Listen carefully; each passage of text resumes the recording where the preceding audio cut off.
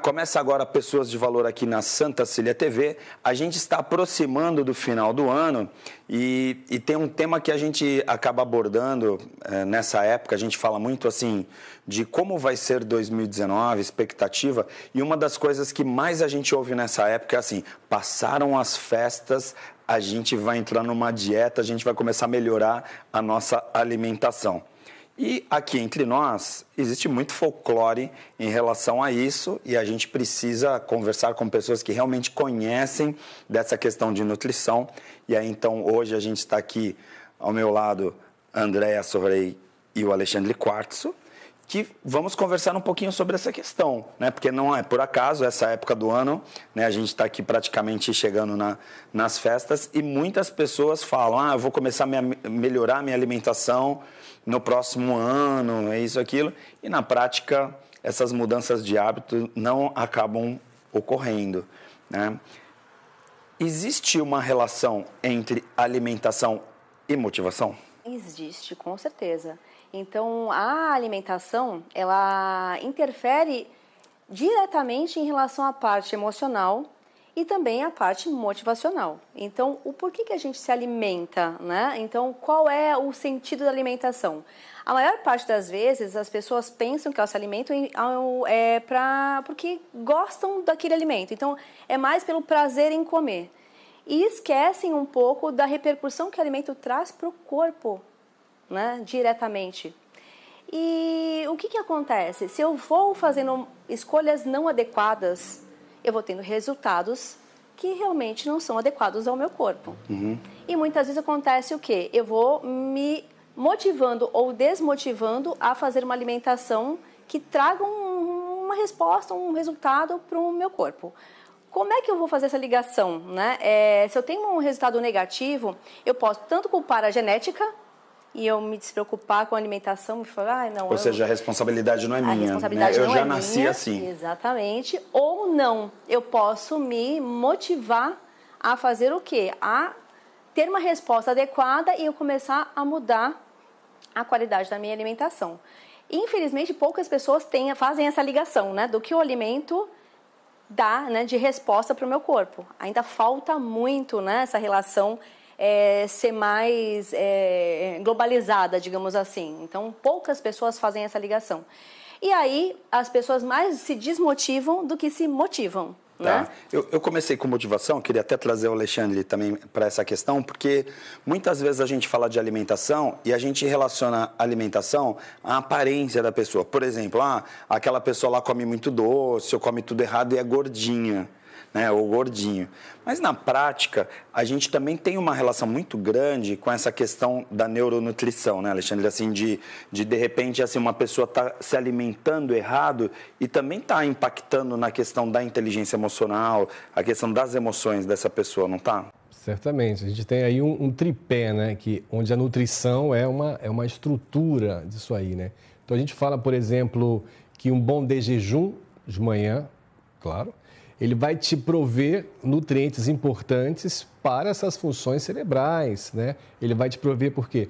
Como é que funciona? Para você formar serotonina, dopamina, acetilcolina, GABA, você precisa de alimentos específicos, né? Isso pode ser encontrado, por exemplo, em alguns cereais, né? Em algumas castanhas, né? Por exemplo, cereais como na aveia, né? Que você pode obter o triptofano, e na castanha você pode obter alguma coisa do goji berry. Então, você começa a fornecer isso para o organismo. E é preciso que haja um balanceamento do açúcar, né? A fonte do açúcar, né? Principalmente uma fonte mais complexa de açúcar, onde há uma assimilação, uma absorção mais lenta do açúcar, né?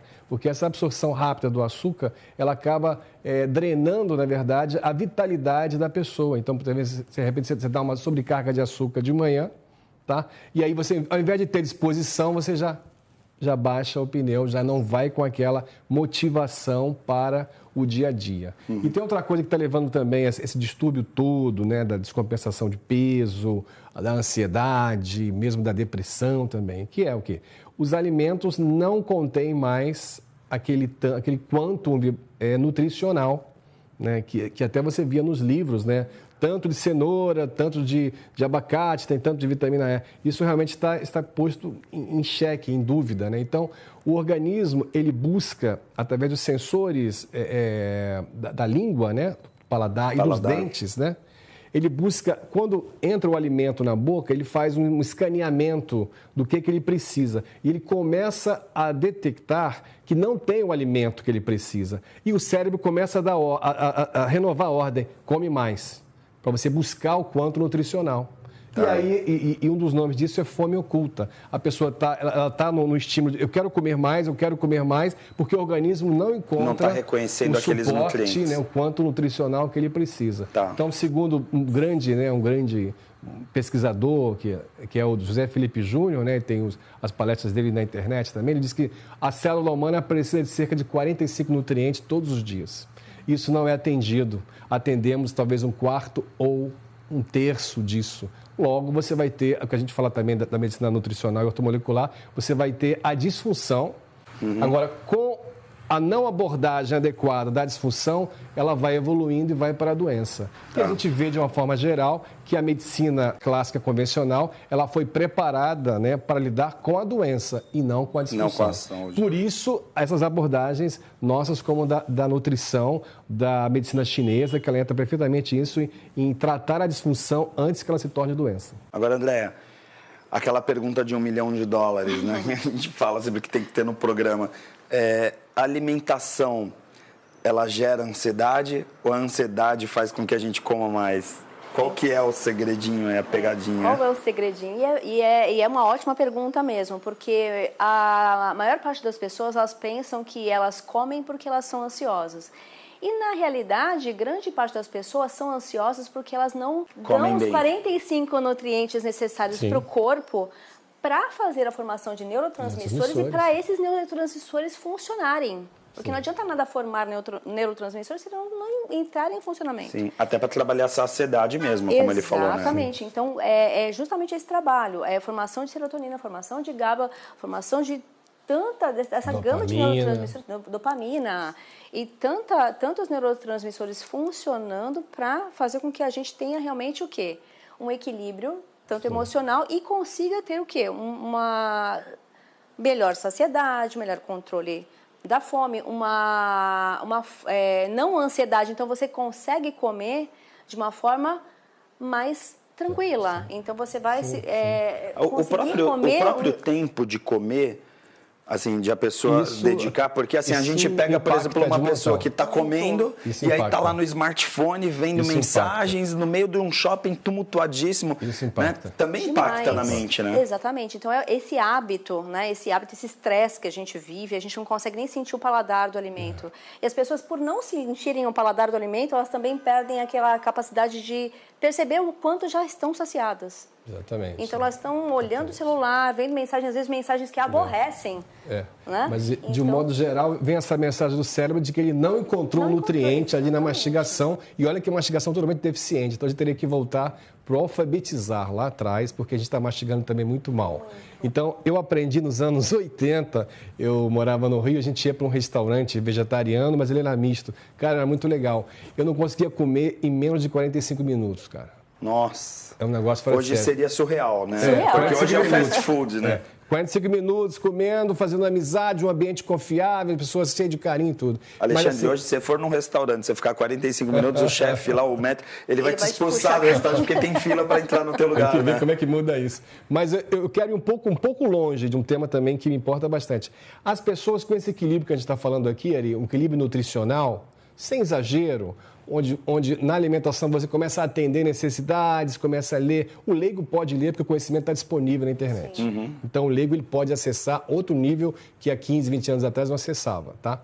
Então, nós vamos ter também, o que é muito interessante, um mundo mais pacífico, porque a pessoa com equilíbrio de neurotransmissores, ela se torna uma pessoa mais pacífica. Ela lida melhor com o estresse, ela lida melhor com a agressividade. Olha, e a agressividade olha está contagiante. Olha que importante você está colocando, assim, porque dentro do que a gente trabalha aqui no programa, a gente sempre fala, né, o programa tem esse escopo de desenvolvimento humano, a gente pode dizer que, de certa forma, a gente tem vindo com gerações gerações fast food ou pós-fast food, que se alimentam muito mal e que tem, de certa forma, generalizando, transformando uma sociedade, por exemplo, mais conflituosa, mais violenta. Sim, mais violenta. Exatamente. E isso está emergente, está muito preocupante, essa questão da violência que a gente nota na mídia social, que a gente falou, ficou assim, eclodiu, né? Teve uma erupção com a fase política, né, de eleição, e a questão está aí, né? De partido, de sectário, essa coisa fragmentada. Então nós podemos ter um mundo, uma sociedade melhor,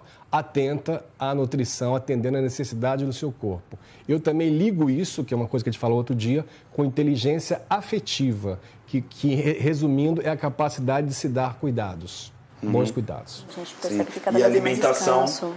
é fundamental. Tem tudo a ver né? com Fundamental. E assim, o que acontece muito hoje em dia, além da gente não fornecer os 45 nutrientes necessários diariamente, a gente tem uma alimentação que traz toxinas para o corpo. Sim. Então é a mesma coisa A gente comparar tá se com envenenando. e se envenena. Então, além de não nutrir, a gente envenena o corpo, faz com que se gere uma necessidade maior ainda de micronutrientes e aminoácidos para fazer com que Pra a gente se livre compensar. das toxinas. Sim, sim. E acaba virando o efeito bola de neve. Bola de neve. Né? E aí vem... acaba Por acontecendo exemplo, muito... André, vamos ser práticos, aqui não é uma consulta, né? Mas, por exemplo, eu sou viciado em refrigerante, eu tomo muito refrigerante. Como fazer, por exemplo, com que um Ari que toma muito refrigerante consiga, por exemplo, mudar o hábito de trocar esse refrigerante por água?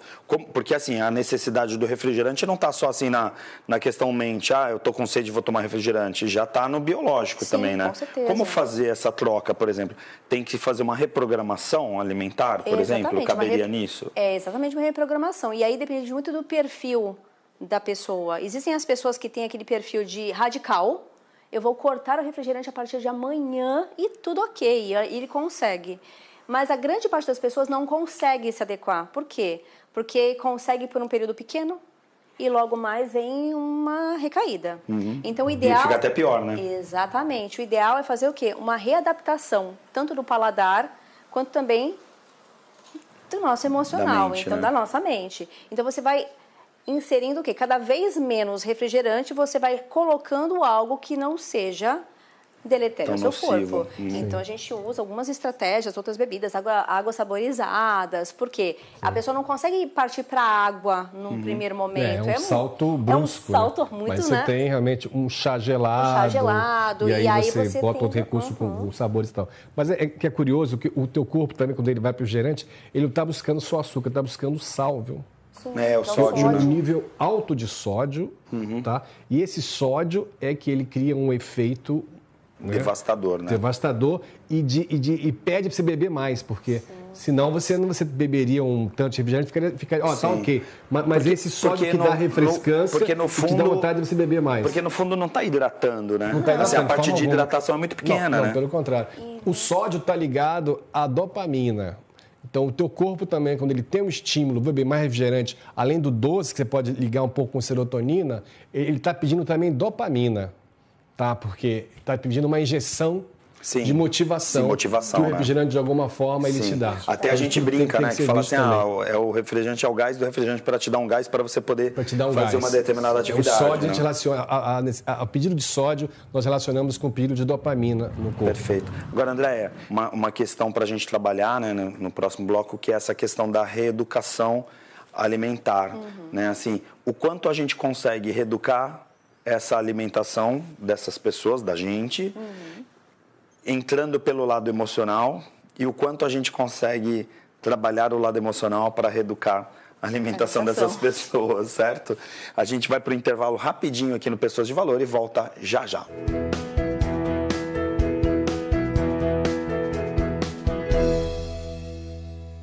Existe um bebê que é especial, está sempre na moda, bonito pra você. A mamãe e o papai, ele quer agradecer pelo banho de loja da estação do bebê. Roupinhas, acessórios, carrinhos, enxoval, toda a decoração da estação do bebê. Rua Carvalho de Mendonça, 251, Vila Belmiro, Santos. Telefone 3302-1970. O seu bebê feliz na estação do bebê.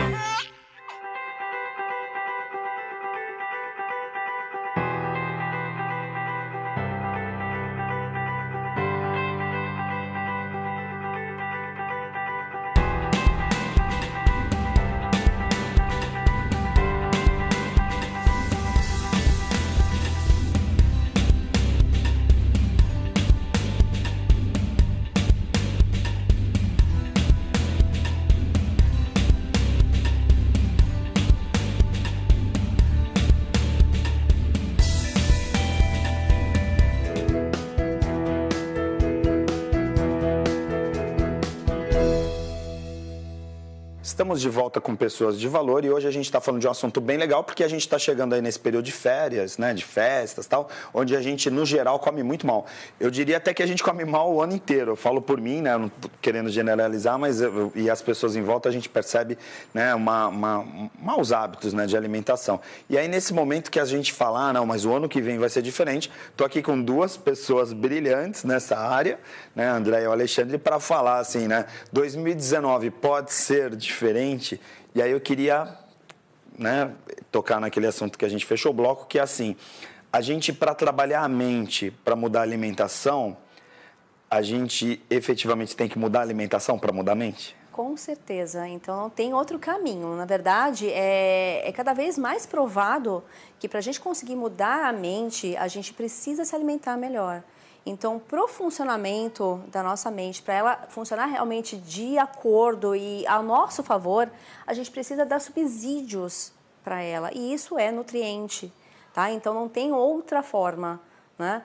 No início parece meio assim, difícil, porque a gente vai alterar hábitos, e alterar hábitos realmente é algo que é difícil, né? Sair da zona de conforto é algo difícil. Eu queria ir, lógico, para não ficar mais do mesmo, né? Assim, eu queria me aprofundar um pouco nessa questão com vocês dois, que é assim, a gente está falando de mudança de hábito. Sim. E aí, muitas vezes, a gente fala de substituição de alimentos. Sim, né? esse é o caminho. Assim, para eu fazer realmente essa mudança, para a gente imaginar assim, agora eu estou no caminho, a maior dificuldade que eu vejo é justamente tirar algumas coisas. E muitas vezes a gente está muito ligado assim, de estar gordo ou não estar gordo, estar doente ou não estar doente. Então aquele cara teve um problema, por um amigo meu, infartou, aí agora não posso mais comer carne. Então a gente sempre fica nessa coisa do remediar. Precisa de um alarme para você, agora eu vou mudar.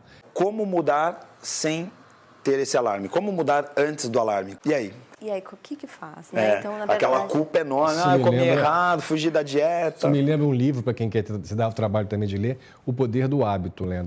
Que foi um master lá em economia, que ele entrou também em neurociência, também com o comportamento. Né?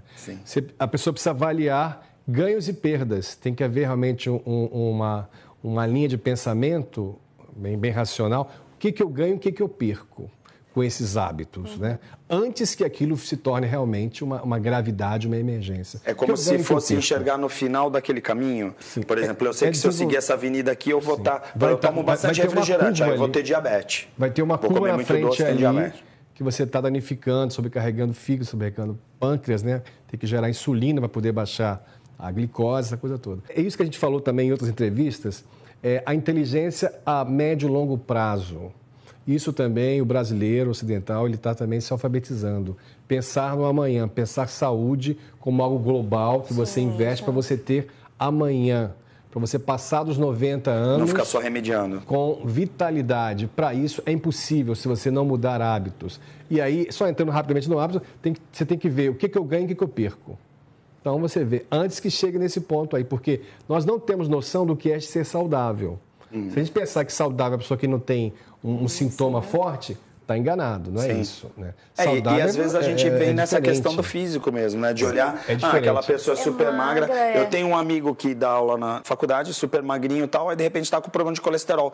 Aí todo mundo assim, como você é colesterol super magro? Tal, porque a gente liga o colesterol alto ao sobrepeso, à obesidade. E não é. E 80% do colesterol é produzido endógeno, internamente. Sim.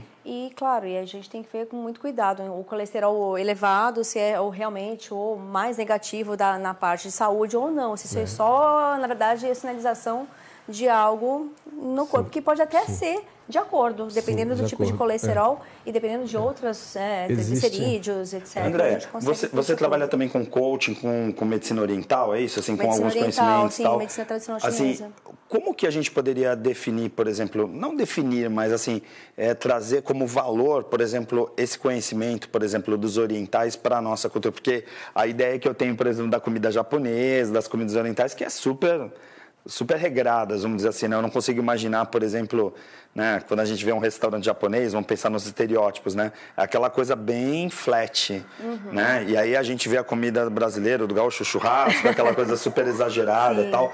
Como que agrega essa parte da medicina oriental, por exemplo, a nutrição? A nutrição, a medicina tradicional chinesa, ela traz também a questão emocional. Então, a gente trabalha muito com emoção ligada à nutrição, a todo o contexto da medicina tradicional chinesa. Então, tudo isso interfere positiva ou negativamente quando a gente fala em alimentos na medicina chinesa. E as escolhas, então, a gente vê o indivíduo, né, como um ser único e a gente trata muito individualmente em relação a desequilíbrios. Tá? Então, a gente vê muito a parte de emoções, alimentos ligados ao que ele reflete em sintomas. Por exemplo? Como, por exemplo, uma pessoa agressividade com algum tipo de alimento? Uma agressividade que é ligada ao fígado e a gente tem o sabor azedo, ácido envolvido. Então, a gente vai... E a cor verde. Então, a gente trabalha muito nesse sentido. E se a gente for analisar, a gente faz a anamnese da medicina tradicional chinesa, a gente percebe que, realmente, ela sempre vai apresentar um desequilíbrio em fígado. Uma pessoa que trabalha, às vezes tem preferências por sabores relacionados a esse tipo. E a gente consegue tratar dessa forma. Então, trabalhando com sabores, trabalhando com as cores ligadas aos alimentos. E hoje a gente percebe o quê? Raiva, o excesso de raiva e frustração sobrecarrega o fígado e o fígado ele trabalha com a cor verde, ele tem a cor verde, né? E ele é um órgão de metabolização e o órgão de metabolização que auxilia muito no processo de detoxificação, ele é um grande auxiliar. E o que a gente enxerga hoje, até na medicina tradicional, como um detoxificante, né? Que virou moda, que é o suco verde. Suco verde. Então a gente vê hoje há muitas coisas refletidas, né, da medicina tradicional chinesa, que os chineses já sabiam há 4.000 anos atrás, mas que hoje vem sendo provadas pela ciência. Conhecido de perto, né, sendo privilegiado, impulsionado. Bacana, e a gente já, na medicina chinesa, isso já era conhecido há muito tempo. A gente consegue trabalhar isso, então a gente percebe o quê? Melhorando o processo de detoxificação, diminui a agressividade. Diminui aquele sentimento de frustração da pessoa, então ela consegue uma qualidade de vida, né, através da alimentação dela. Existia uma propaganda há um tempo atrás, anos, foi até premiada, tal, que mostrava uma pessoa super monótona, assim, falando, não, eu não vou em churrascaria, tal, que era uma propaganda de churrascaria, dizendo que quem não comia carne era super flat. Tem mais de 20 anos. Tem mais de 20 anos. Isso. Então é um pouco disso. Hoje não caberia, porque a consciência mudou, interessante, né? Sim. Tem algumas campanhas e tudo que ele reflete a consciência de uma época. Daquele momento.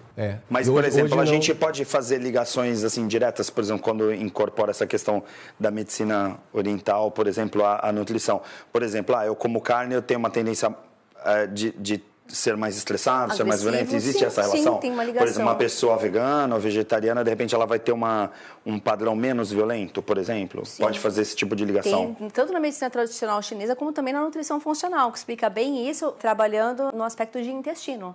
Então, a pessoa que tem um consumo de carne, de proteína animal, na verdade, fala carne, mas proteína animal, muito alto, ela tem uma proliferação de bactérias patogênicas mais alta também. Então, bactérias patogênicas, elas gostam muito de proteína e ferro. E a carne vermelha, principalmente, ela é muito rica. E aí, no caso, trabalha no intestino. Trabalha no intestino. Então, você tem uma proliferação desse tipo de bactéria. Essas bactérias, elas têm um efeito negativo no corpo, até mesmo na parte neurológica. Então, o LPS, que existe na membrana das bactérias patogênicas, ele consegue ultrapassar a barreira hematoencefálica e trabalha o sistema nervoso central, trabalha o sistema nervoso central diretamente. Então, ele acaba interferindo justamente no comportamento. No comportamento, porque interfere em neurotransmissores. Ele é um oxidante também, porque rouba oxigênio, né? Sim. E é ligado a uma coisa... Tem muitas coisas que a gente são menos conhecidas, né? Alguns alimentos também, eles mantêm num nível alto, chamada de um fungo que a gente pensa que só tem quando está hospitalizado, né? Que é a Candida albicans, né? O fungo da Candida albicans, isso gerou um debate há muitos anos e tal. Põe aí mais de 100 anos, né? Você tinha o microbiologista, o Pasteur, teve um debate com Antoine Béchamp também, com estudos de bactéria e tal. Então, havia uma discussão se o sangue seria estéril ou não. É possível encontrar bactérias no sangue? Sim e não. Para Pasteur, sim. Existem alguns exames que você pode identificar, por exemplo, sinais de fungos como Cândida. A Cândida pede, porque ela precisa se realimentar, né? O seu processo de toxinas, ela pede todos esses alimentos doces. Então, quando a gente às vezes quer um alimento, não é porque o organismo, eu quero, porque, na verdade, não é a inteligência do organismo, é a biologia. É a disfunção. É a disfunção do organismo que está pedindo aquele nutriente. Aquele nutriente não, aquele alimento. Perfeito. Gente, Sensacional, né? Eu fico imaginando as pessoas que estão assistindo Pessoas de Valor hoje pensando assim, como que eu vou encarar o Natal e Sim, tem mais. Eu Réveillon agora, né? Por favor, vamos fechar. Tem um debate muito extenso sobre o colesterol. Nós ouvimos falar muitas coisas e tem vídeos muito bons na internet para a gente ver sobre o colesterol. O colesterol não é esse vilão que tem se dito, tá? O organismo precisa de colesterol para produzir principais hormônios, esteroides. Testosterona precisa de colesterol, o estrogênio, estradiol, tudo precisa de colesterol. Para você produzir vitamina D, uma vitamina, um hormônio essencial, você precisa de colesterol. Sim. Tá? Para prevenir de infarto, tem um colesterol bom que previne cedo infarto. Nos Estados Unidos, mais da metade dos infartados, mais da metade estava com colesterol controlado. Então, o colesterol não é isso tudo que a gente ouve falar. É preciso ter uma outra visão. Na verdade, escolher um vilão, né? É um vilão, mas é uma coisa muito mais complexa do que isso. Vende realmente bastante remédio. Sim. Quando você toma a droga do colesterol, essa droga, a classe das estatinas, sequestra um nutriente importantíssimo chamado coenzima Q10. A coenzima Q10 ela é encontrada no músculo cardíaco e ela, em boa disponibilidade, previne um infarto. Então, você tira o nutriente que te protege do infarto, visando baixar o colesterol. E deixa a pessoa desprotegida, na verdade, para o infarto. Esse é o resumo das principais pesquisas no mundo, armadilha, né? No mundo nutricional. Então, é importante a gente ver, além dessa primeira cortina, dessa primeira fachada que o leigo vê. E a gente espera ter colaborado hoje nesse encontro, que eu gostei muito. Foi fantástico, Ari, esse encontro. Legal. Obrigado. Obrigada. Obrigado, sensacional. Eu já vou aqui também desejando, né, boas festas para as pessoas. A gente está aqui, a gente não vai fazer programas especiais de Natal, Ano Novo, sabe, de vir com roupa de Réveillon nem nada, mas de certa forma espero, né, ter contribuído para as festas, para as ceias. Mais ou menos assim, pense assim, se você comer na ceia pensando conscientemente que você vai comer de tudo e depois vai começar uma dieta, entre aspas, em 2019, você já entrou com o pé esquerdo nas ceias, né? Porque a gente está falando em reeducação alimentar. Então, a gente deseja boas festas para vocês, fiquem com a programação da Santa Cecília TV e a gente se encontra na próxima semana. Muito obrigado.